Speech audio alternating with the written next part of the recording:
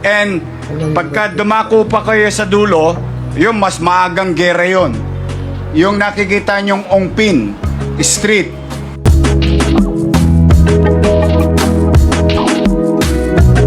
Alam ko, minsan yung ilan sa atin may karanasang hindi maganda, ganun din sila, may karanasan din silang hindi maganda sa atin. But at the end of the day, tayo rin na nagkita sa finals.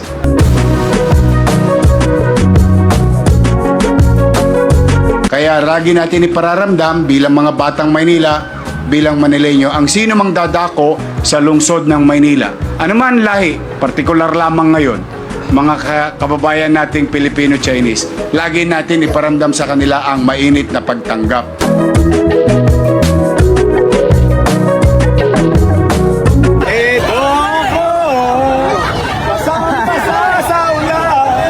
Manila Mayor Isko Moreno napasayaw sa gitna ng malakas na ulan para mamigay ng ampaw sa mga dumalo sa Maynila.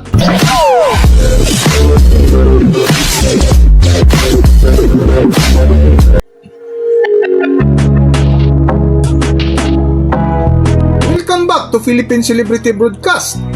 Trending at viral ngayon sa mundo ng social media si Mayor Isko Moreno matapos maulanan at magpaulan ng ampaw sa Metro Manila nitong nakalipas na Chinese New Year 2026. Bago nga ang kaganapan ay nakikisa muna si Mayor Isko Moreno sa pagsalubong at pagdiriwang ng Chinese New Year kung saan isa siya sa panauhin at nagbigay ng talumpati at muling hinikayat ni Yorme ang mga negosyante na magnegosyo sa lungsod ng Maynila kasabay ng ulat na lumago ang bilang ng mga rehistradong negosyo sa nasabing lungsod. Pansin mo nga sa ilang litrato kung paano makisama at minahal ni Mayor Isko Moreno ang mga Chinese na naninirahan sa Maynila dahil sa hindi makakalimutang kasaysayan na ipinamalas ng unang henerasyon ng lahing Chino na si Roman Ongpin na nagbigay ng tulong pinansyal para suportahan ang mga hero na Pilipino. And I would like to remind my fellow Filipino, this is a reminder especially to the young ones, sa mga batang Maynila.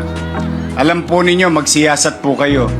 Hindi lang ho natin sila kasama para makipag-barter, makipagpalitan ng goods at makipagnegosyo. Since time immemorial, especially during the World War II, there is a battalion or a group of Filipino-Chinese who fought against an occupier of this country.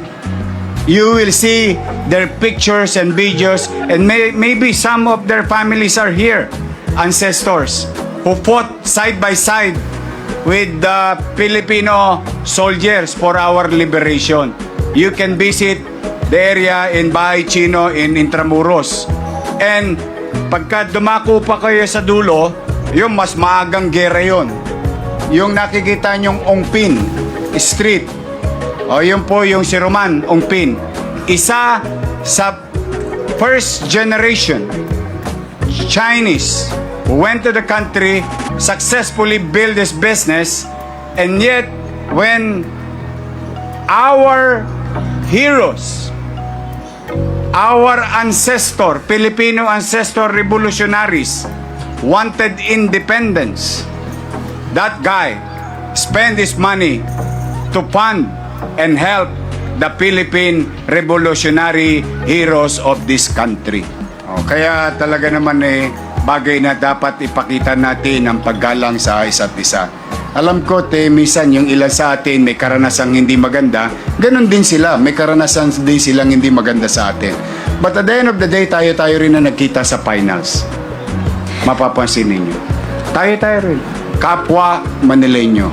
Kaya lagi natin ipararamdam bilang mga batang Maynila, bilang Manileño, ang sino mang dadako sa lungsod ng Maynila. Ano man lahi, partikular lamang ngayon, mga kababayan nating Filipino-Chinese, lagi natin iparamdam sa kanila ang mainit na pagtanggap sa ating mga bisita. Okay, welcome kayo magnegosyo. No harm will come to you as long as I'm mayor. But at the same manner, I will not also allow abuse to one another. Just do business, strive, and there is a big market in this city. We have about 2 million nighttime and 3 million daytime. It's a huge market. In fact, I would like to share this, and it's very timely, Your Excellency, Your Ambassador. We grow year-on-year data from a 2025 data of January to February 13. 2026 new administration data, January to February 13, we grew by 104% of new businesses registered in the city of Manila. Dumoble.